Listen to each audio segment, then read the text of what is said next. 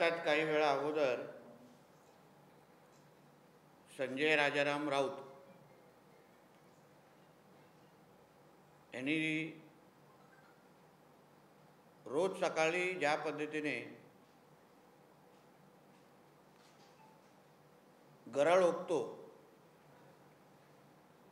आणि एकंदरीत देशाचे जे जे संविधानिक पद आहेत, संविधानिक संस्था आहेत, त्यावर तो सातत्याने हल्ले चढवायचे, त्या त्या पदांबद्दल अविश्वास निर्माण करायचा, अर्बन नक्षलांची जशी स्ट्रॅटेजी असते, जशी हालचाल असते, देशाला सातत्याने अस्थिर ठेवायचं, संविधानिक पदांवर प्रश्नचिन्ह निर्माण करायचं, त्याच दिशेने संजय राजाराम राऊत रोज बोलताना आपल्याला दिसतात. येणाऱ्या 28 तारखेला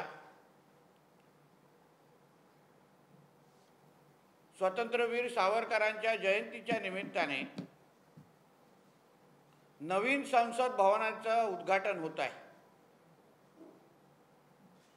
आणि काही दिवसापासून सातत्याने हा टीका करत चाललेला आहे. राष्ट्रपतीला मान देत नाही आहेत, त्यांचा अपमान करतायत. या इमारतीचा आपल्याला काही गरज होती का? आपल्याला माहितीच असेल, जेव्हा श्रीमती सुनित्रा महाजन मॅडम जेव्हा स्पीकर होता आणि जेव्हा NDA होती, तेव्हा ज्याच्यामध्ये उद्धव ठाकरेही तेव्हा NDA मध्ये होते, तेव्हा सगळ्यांच्या सहमतीने घेतलेला हा निर्णय. ब्रिटिशांनी बांधलेली ही इमारत आणि ब्रिटिशांची आठवण आम्ही किती वर्ष ठेवायची आणि आपण स्वतः काहीतरी भारत म्हणून अगर तयार करत असू तर त्याच्यावर लगेच ह्यांची जळजळ होते आणि म्हणून सातत्याने टीका होत चाललेली आहे. आपल्या देशाचे पंतप्रधान आदरणीय मोदी साहेब काही दिवसापासून आपण पाहत असाल, अमेरिका असो, ऑस्ट्रेलिया असो, की असंख्य छोट्या मोठ्या देशांचे पंतप्रधान, राष्ट्रीय अध्यक्ष, कोण मोदी साहेबांचे पाय काय पडतोय, कोण त्यांचे ऑटोग्राफ काय मागतोय. काल तो ऑस्ट्रेलियामध्ये Narendra Modiji is the boss एवढा बहुमान आपल्याला आंतरराष्ट्रीय पातळीवर मिळवून देत असताना आपल्या देशामध्ये संजय राऊत सारखा नमकहराम, देशद्रोही आपल्या एका बाजूनी पंतप्रधानांचं एवढं कौतुक होत आहे, ते हे लोकांना पावत नाही. म्हणून सातत्याने देश पंतप्रधानांवर टीका करतायत. कधी राष्ट्रपतींवर टीका करायची, कधी राज्यपालांवर टीका करायची. म्हणजे देशाचे जे जे संविधानिक पद आहेत त्या सगळ्यांवर अविश्वास निर्माण करण्याचं काम तो रोज सकाळी येऊन करतो. पण मी जसं काल विचारलं, तो सांगतोय की आपल्याला देशाला खरंच संसद भवनची गरज आहे का? ती इमारत अजून चालली असती तर काल मी सांगितलं की तुझ्या मालकाने जे काही नवीन जुनी मातोश्रीवरून जे नवीन मातोश्री जी बांधली आहे BMCच्या भ्रष्टाचाराच्या पैशांनी, ती नवीन मातोश्रीची गरज होती का? वर्षानुवर्ष जुन्या मातोश्रीमध्ये राहत असताना तुम्ही, आणि 2.5 वर्ष तुझा मालक या राज्याचा मुख्यमंत्री होता. माझा बाप चोरला म्हणून सगळीकडे जे बोंबलत फिरतोय, पण 2.5 वर्ष मुख्यमंत्री असताना आपल्या स्वतःच्या वडिलांचं, हिंदुहृदय सम्राट बाळासाहेब ठाकरेंचं स्मारक हे पूर्ण करण्याचा विचार केलास काय तुझ्या मालकाने? तेव्हा काय तुला अशा काही गोष्टीची आठवण आली नाही? पण आज आपल्या देशाचे पंतप्रधान आपल्या देशासाठी काहीतरी करतायत, देशाला बहुमान मिळवून देत आहेत, त्यावर तुला फार मिरच्या लागतायत.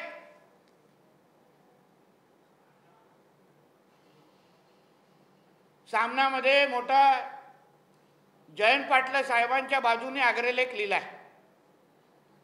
मी पहिल्या दिवसापासून बोलतोय, हा शकुनी मामा आहे. काड्या डावण्यापेक्षा याचं दुसरं काहीच काम नाही.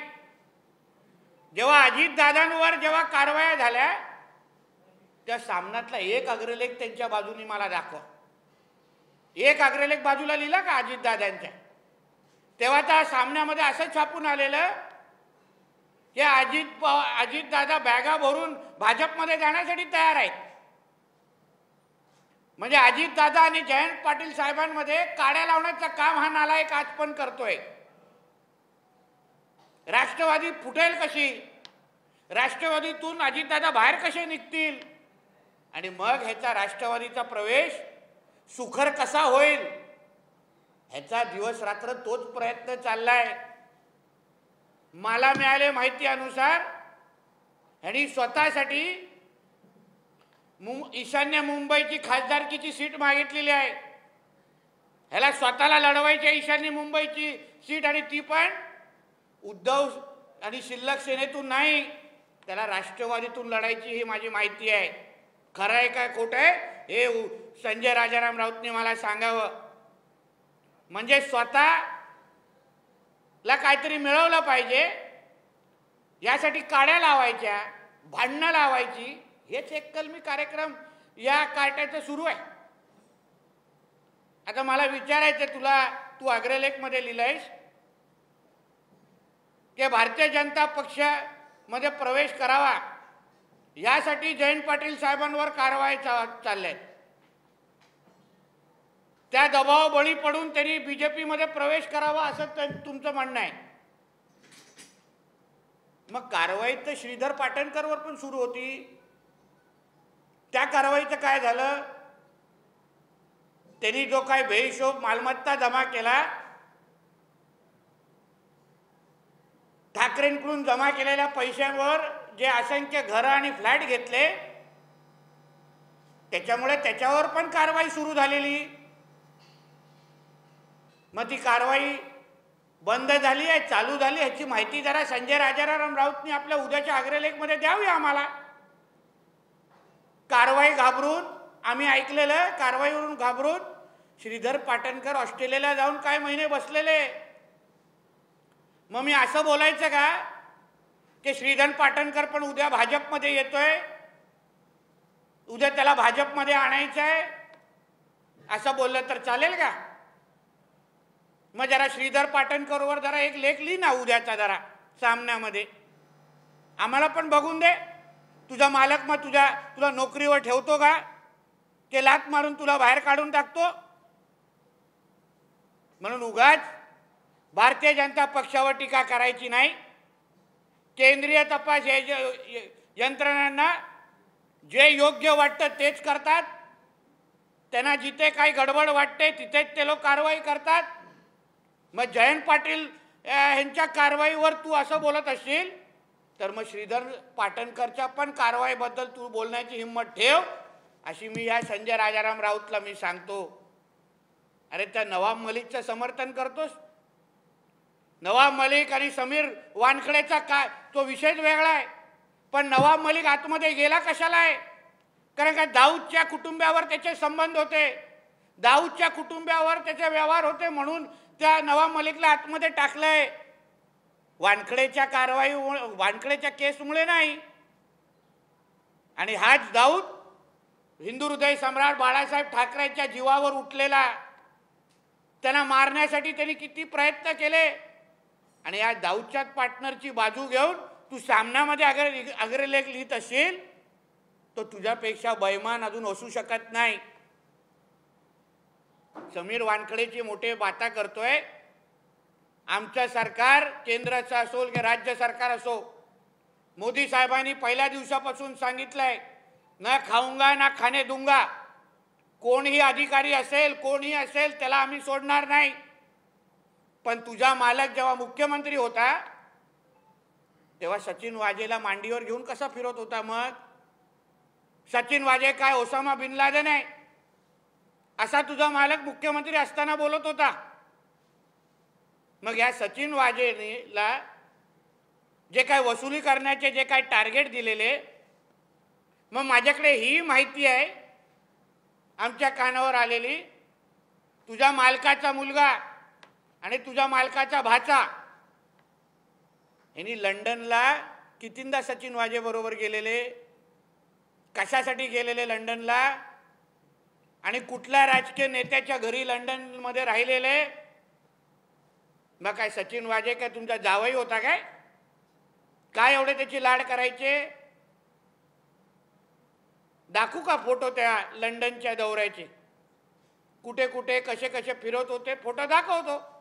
कुठल्या राजकीय नेत्याच्या घरी राहिलेले सचिन वाजे बरोबर तुझ्या मालकाचा पेंग्विन मुलगा आणि तुझ्या मालकाचा भाचा याचे सगळे फोटो सकट आम्ही दाखवू शकतो. म्हणून आमच्यावर समीर वानखेडेवर बद्दल टीका करण्याच्या अगोदर तुझा मालक आणि तुझ्या मालकाचं कुटुंबीय हे सचिन वाजे बरोबर काय कार्यक्रम करत होते, किती वसुली करत होते, ह्याच्याबद्दल पण जरा पुरावे आम्ही दाखवण्यासाठी तयार आहोत. काल तुझ्या मालकाचा मुलगा तो पेंग्विन ठाकरे कुठेतरी नागपूरला गेलेला कुठल्या तरी प्रकल्पग्रस्तांना भेटायला. हा फोटो तुम्हाला लोकांना मुद्दामून मला दाखवायचा. हा फोटो बघा. आता लांबून तुम्हाला पेंग्विन वाटत असेल, पण हा आदित्य ठाकरे. आणि ह्या व्यक्तीकडे बघा. हा व्यक्ती कोण आहे? हा सरात गुन्हेगार आहे. मोठ्या एक्स्टॉर्शन पासून मोठ्यातले मोठे मर्डर आणि सगळे केसेस या मुलावर आहेत, या गुंडावर आहेत. आता मला या बाप आणि मुलाला विचारायचं आहे, उद्धव ठाकरेला बारसूला जायचं असतं तेव्हा त्याला गुंड लागतात, तेव्हा त्याला जिलेटिन स्टिक लागतात. या त्याच्या मुलाला नागपूरला प्रकल्पग्रस्तांसाठी जायचं असेल तेव्हा त्या लोकांना गुंड लागतात. मग हे गुंड कशाला पोसून ठेवले? या गरीब लोकांना घाबरवण्यासाठी, या गरीब लोकांच्याकडून वसुली करण्यासाठी. मग हा जो मुलगा जो आज तुझ्या मालकाच्या मुलावर खांद्याला खांदा लावून चालतोय, हे असे गुंड कशाला पाळून ठेवलेत? ह्याचं उत्तर संजय राजाराम राऊत किंवा आदित्य ठाकरेंनी महाराष्ट्राला दिलं पाहिजे. कशाला लागतात तुम्हाला गुंड गरीब लोकांशी बोलत असताना आणि प्रकल्पग्रस्तांशी बोलत असताना? काय दमदाटी देण्याचा प्रयत्न करताय? कॅमेरा सगळे बाजूला गेल्यानंतर कुठली दमदाटी तिथे चालू आहे याबद्दल थोडी माहिती दिली पाहिजे आम्हा लोकांना. स्वतःच्या बुडाखाली काय जळतं हे बघायचं नाही, आणि रोज सकाळी उठून देशामध्ये काही चांगलं होत असेल, आमच्या पंतप्रधानांबद्दल काहीतरी कोण चांगलं बोलत असेल तर लगेच ह्यांच्या सगळ्यांची आग लागते, लगेच ह्या लोकांना आग लागते, झोप लागत नाहीत रात्री. कर्नाटकची मोठी आठवण ह्या लोकांना रोज येते. कर्नाटकच्या निवडणुका म्हणजे दिवसभरामध्ये कर्नाटकचं नाव घेतलं नाही तर यांचा दिवस जात नाही. पण आमच्यावर सातत्याने आमच्या सरकारवर टीका करणारे मला एक प्रश्न विचारायचा आहे की आमच्यावर टीका होते की महाराष्ट्र सरकारमध्ये एक पण महिला मंत्री नाही. मला प्रश्न विचारायचो, कर्नाटकमध्ये आता जी शपथविधी झाली तिथे किती महिला मंत्र्यांनी शपथ घेतली? उत्तर जरा आम्हाला द्यावं. असेल मी चुकत असेल तर मला नाही बोलावं. काँग्रेसच्या सरकारमध्ये आताच्या कर्नाटकच्या कॅबिनेटमध्ये एक पण महिला मंत्रीनी शपथ घेतलेली नाही. आता बोला ना, त्या कोण चाकणकर ताई आहेत, त्या कोण काँग्रेसच्या त्या आमच्या यशोमती ठाकूर ताई आहेत, प्रणिती ताई आहेत, बोलावा त्यांनी जरा. आपल्याच ठेवायचं झाकून, दुसऱ्यांचं ठेवायचं वाकून, हे यांची पत आहे. म्हणून आमच्यावर टीका करण्यापेक्षा अगोदर तुम्ही तुमचं घर पहिला निस्तारा, तुमच्या घरात काय चाललंय बघा, आणि मगच आमच्यावर बोला, एवढंच या निमित्ताने सांगतो. सर, एकंदरीत तुम्ही ज्या संसद भवनावरून बोलताय त्या संसद भवनावर राष्ट्रवादीच्या सर्व खासदारांनी आता बहिष्कार टाकलाय. आता मुंबईमध्ये राष्ट्रवादीचे प्रवक्त्यांनी प्रेस घेऊन तशी माहिती दिलेली आहे. कशा प्रकारे बघता, एकंदरीत देशाचा कार्यक्रम आहे आणि अशा प्रकारे बहिष्कार टाकला? तेच बोलतो ना, देशामध्ये काय चांगलं होत असेल ना ह्यांना राज्यपाल आवडत, ना ह्यांना पंतप्रधान आवडत, ना ह्यांना राष्ट्रपतीमध्ये काय बद्दल आदर आहे. म्हणजे जे जे महत्त्वाची पदं देशामधली आहेत त्यांना सगळ्यांना विरोध करायचा. तुम्हाला आठवत असेल आमच्या राज्यपालांना हे लोकांनी फ्लाईटमध्ये उतरून परत खालती उतरवलेला मुख्यमंत्री असताना या उद्धव ठाकरेंनी. एवढा अपमान आमच्या राज्यपालांचा यांनी केलेला. आणि हे काय म्हणतायत संसदेच्या संदर्भात, देशद्रोही, जे जे संसद भवनच्या कार्यक्रमाला विरोध करणारे सगळे देशद्रोही आहेत. रोहित पवार यांनी आता ट्विट करत टीका केली की एकंदरीत ज्या मुद्द्यांचा जनतेशी काडी मात्र संबंध नाही अशा मुद्द्यांना एकंदरीत राजकीय क्षेत्रात हवा दिली जात आहे आणि सर्वसामान्यांच्या मुद्द्याकडे अनेक समस्यांकडे लक्ष द्यायची गरज आहे. रोहित पवारला थोडा मैत्रीचा सल्ला देतो की तू सगळं बाकी देशाचं राजकारण, आंतरराष्ट्रीय पातळीचं बायडन जरा बाजूला सोड, तुझ्या मतदारसंघामध्ये लक्ष दे, नाही तर पुढच्या वेळी तू काय विधानसभेमध्ये दिसत नाही. कर्जत जामखेडच्या लोकांबद्दल जरा विचार कर. बाजार समितीमध्ये तुझी काय अवस्था झाली आहे बघ. आमच्या राम शिंदे साहेबांनी घाम काढलाय तुझा. म्हणून मोठ्या मोठ्या बाता करण्यापेक्षा जरा आमदार, लोकप्रतिनिधी म्हणून तुझ्या मतदारसंघातल्या मतदारांना नेमकं काय हवं ह्याबद्दल विचार कर, त्याच्यावर लक्ष घाल. मग आम्हाला सांग कुठे लक्ष घालायला. सर, संजय राऊत असं म्हणतात येणाऱ्या लोकसभा निवडणुकीत आमचे सगळे खासदार निवडून येतील, शिंदे गटाचा एकही खासदार निवडून येणार नाही, काय गटावर पुढचे ह्या नवीन संसद भवनमध्ये तुम्हाला संजय राऊत दिसतो काय बघा पहिला. तो माजी खासदार असेल तोपर्यंत संसद भवन त्याला बघायला मिळणार नाही, मी एवढं सांगतो. आणि आमच्या जे शिंदे साहेबांच्या खासदारांबद्दल चिंता करू नको. कोण 5-5, 10-10, 4-4 वेळा स्वतःच्या ताकदीने निवडून आलेले आहेत. तुझ्या मालकामुळे निवडून आलेले नाही आहेत. आणि तुझा भाऊ परत भांडूपमध्ये निवडून येतोय का ह्याची पहिली चिंता कर 2024ला. संजय राऊत असेही म्हणाले की अनिल देशमुख यांना जेव्हा अटक झाली तेव्हा त्यांना भाजपकडून जे आहे ते विचारणा झाली होती आणि ते गेले नाहीत. हा काय आमच्या प्रदेश कार्यालयाला चाय द्यायला असतो का? आम्ही कोणाला दबाव टाकतो, कोण काय करतो. उगाच आमच्या इकडच्या पिऊन लोकांची कशाला नोकरी धोक्यात आणतोय तो. तू राहा ना तिथे, कारकून आहेस ना सामन्यामध्ये, राहा ना तिकडे. ह्या अशा कोणाही कुठलाही ऑफर आमच्याकडे नाही. तुला जे राष्ट्रवादीमध्ये येण्याची जी ऑफर आहे त्याबद्दल पहिलं बोल.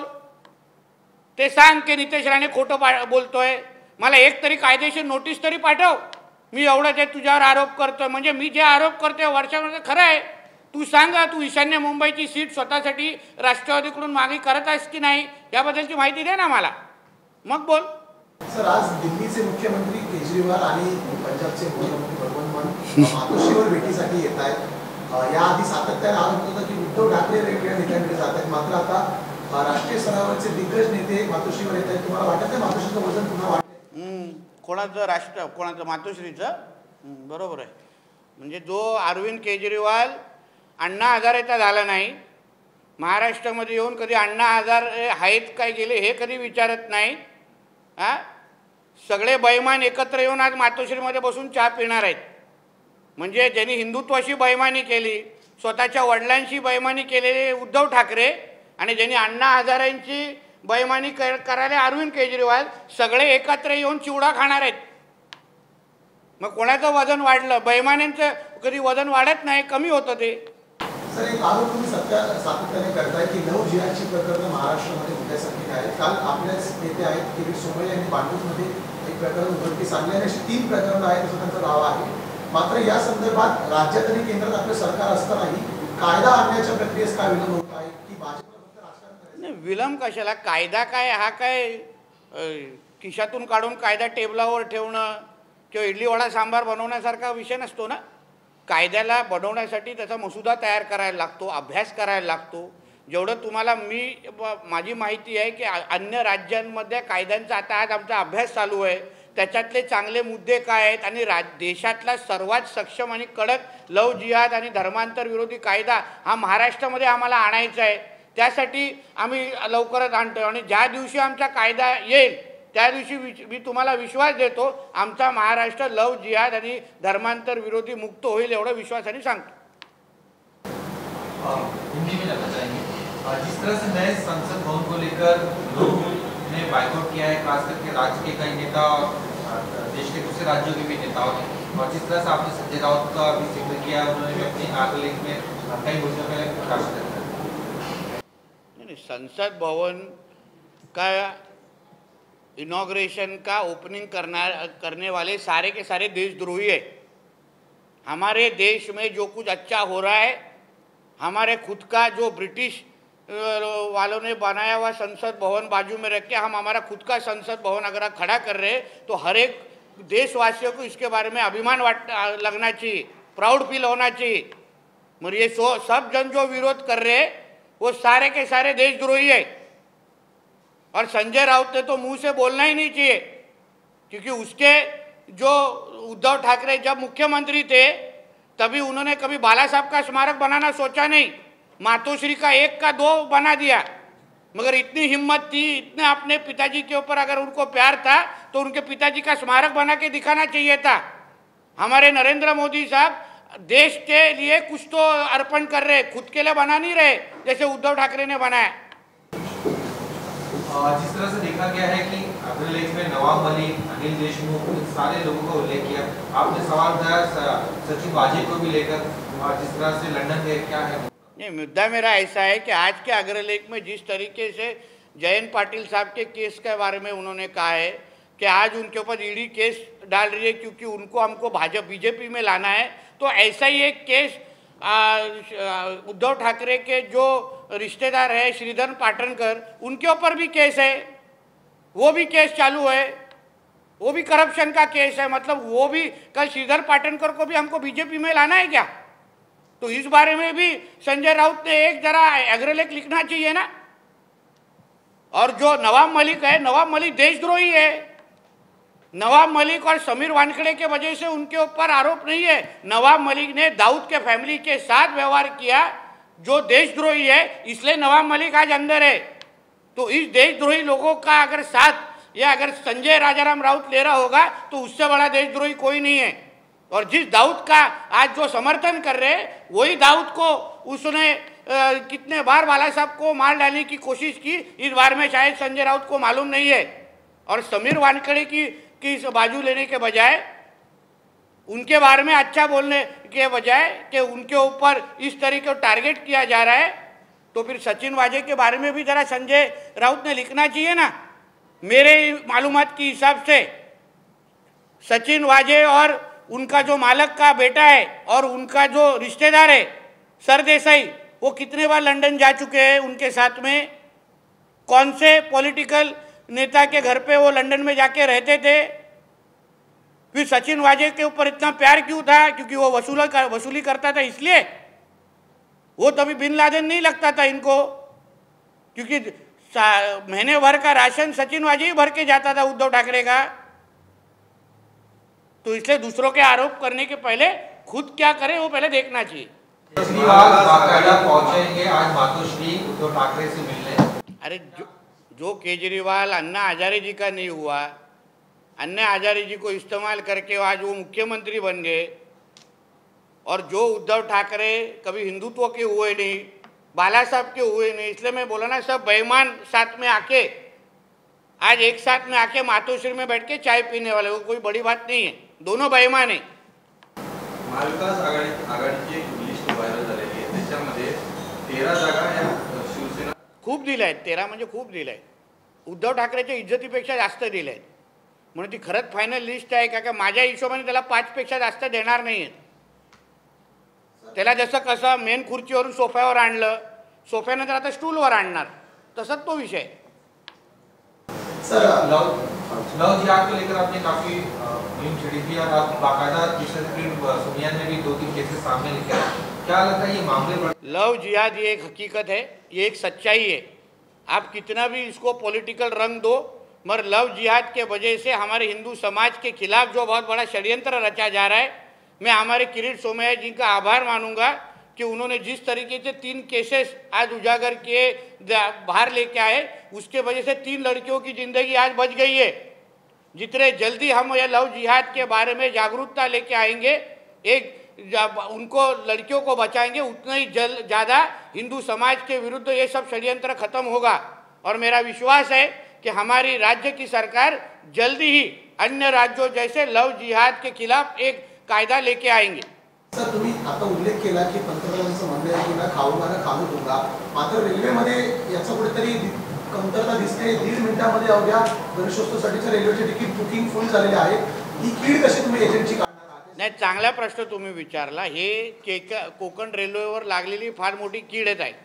हे जे एजंट जे स्वतःला तिकडचे मालक समजतात, आता त्यांना एकदाच चाबुकीने सरळ करण्याची वेळ आलेली आहे। म्हणून या संदर्भात येणाऱ्या सोमवारी केंद्रीय मंत्री राणे साहेब आणि रेल्वे मंत्र्यांची दिल्लीला एक फार महत्त्वाची बैठक आहे आणि त्या बैठकीमध्ये या सगळ्या गोष्टीला सुतासारखं सरळ कसं करायचं, जेणेकरून येणाऱ्या गणेश चतुर्थीला आणि येणाऱ्या प्रत्येक गणेश चतुर्थीला हा त्रास परत होणार नाही, एवढी काळजी आमचे केंद्र सरकार घेईल।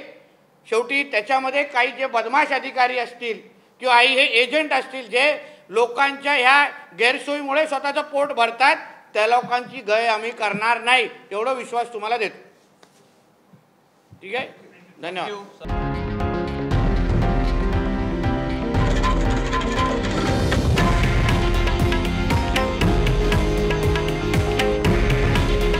हे आहे देशातील नंबर 1 न्यूज नेटवर्क आणि आपण पाहत आहात TV9 मराठी। काळजी तुमची, हित महाराष्ट्राचं।